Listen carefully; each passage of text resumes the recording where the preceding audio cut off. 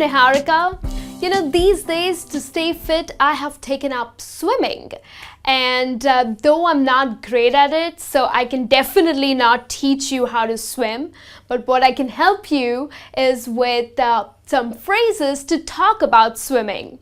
So yes, swimming is a great exercise because it involves a lot of rhythmic and coordinated movements of almost all your body parts. So let's have a look at what are some phrases that you can use when you have to talk about swimming. Now, if you decide to go for swimming or go for a swim, then these are some phrases that you can use. You can always say, okay, let's go for a swim. Okay, if you've met up friends and you decide that you want to go swim, then you can always use this phrase by saying, go for a swim.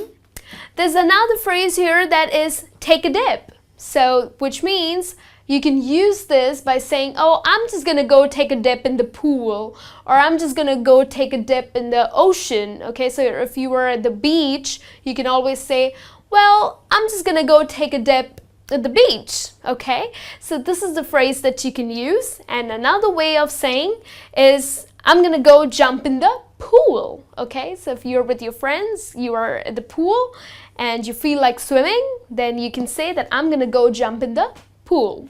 Let's have a look at some more phrases.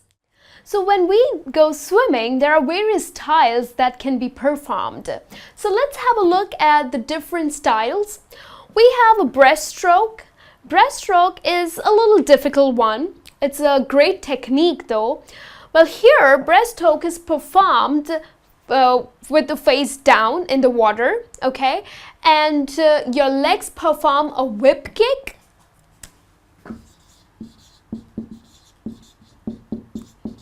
Whereas your arms stay under the water and you kind of push the water towards you, okay? So, and that happens simultaneously. It's not when you move one hand and then the other goes later. Well, it is together, okay?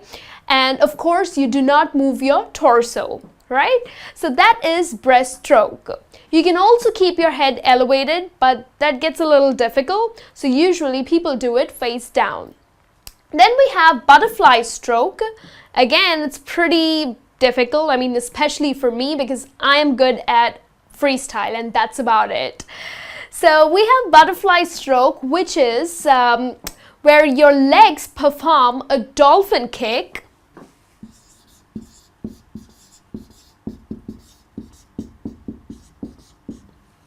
And whereas your hands move in a semicircle manner, okay, so like this. So you kind of push the water in this manner, okay, so that is a butterfly stroke. And then we have a freestyle, and freestyle is pretty common. It's used by most of the swimmers who perform in Olympics and in all of these swimming competitions. It's quite a common one, and in fact you can swim really fast if you perform this style. And what is a freestyle stroke? Well, it is basically kicking your legs and alternatingly using your hands to push the water towards you, okay? And it is pretty commonly used, and of course I am also good at it. So there are various of styles, but these are the common ones that people do perform. And now let's have a look at what are the types of water that you can get into while swimming. Now there are various places that you go swim at. We have a public and a private pool. A public pool is of course available for everybody. Either there's a certain cost to it or at times it's even free. But it is accessible for everybody, okay? So that's what is a public pool.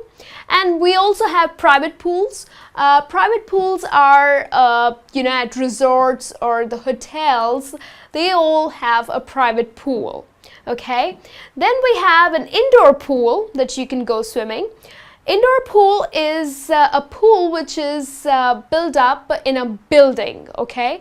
And that's what we call it as indoor pool. We also have kiddie pool. Well, there are two types of kiddie pools. One is a kiddie pool wherein you buy it from a supermarket and just put it in your yard, fill up water, Okay, you need to inflate it and then fill up water. It's not too deep. It's fun for the kids.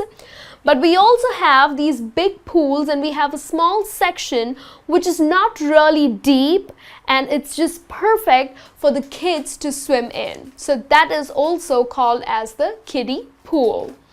And then we have beach, lakes, and rivers. Of course, it's not just the swimming pools that we can swim, but we can also go swimming or take a dip at the beach or at the lake or at the river. But always be careful. If you're not very good at swimming, always be careful.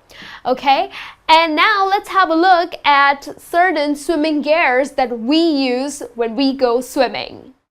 Now, there are certain swimming gears that we need to use when we go take a dip in the pool. Of course, you can't jump into the pool in your clothes, right? In your denims and in your t-shirts.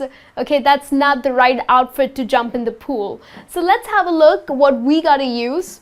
For men, they use trunks or Speedos. Okay, usually trunks. Speedos are these little tight pants which are usually used by competitive swimmers. Okay, it's not used by everybody. It's mostly used by the competitive swimmers, and trust me, they look a little odd. Okay, so, and trunks are these regular tight pants which dry quickly. Okay, the material that is used to make these trunks, they dry pretty quickly. For women, they use bathing suits. So bathing suits, either they use a bikini, okay, which is a set of two-piece, okay, and or they use a one-piece bathing suit, so which basically covers your chest and your stomach area also. Okay, so that's for women. And then we have swim goggles. Swim goggles are used by most of the swimmers. And definitely they look a little funny because they're really tight. They get a good grip on your eyes, but no water cannot enter your eyes. So that's exactly why usually the swimmers use these goggles for. Then we also have floaties. Floaties are air-filled floats that are used by beginners, the people who are just learning to swim, or also used by most of the kids. Okay, it protects them from not drowning in the water, okay, helps them to take a good balance, and that's how they end up learning to swim. So that's what floaties are. Then we also have a lifeguard. I think I can call him as a lifesaver too. Lifeguard is a person, he's an expert swimmer, okay, who is employed to watch over all the swimmers, maybe at the pool or at the beach. Okay, so he's the one who watches over all the swimmers. So if in case there's an emergency, someone is drowning, he is the man or he is the person who would go save that person's life, who would save him from drowning.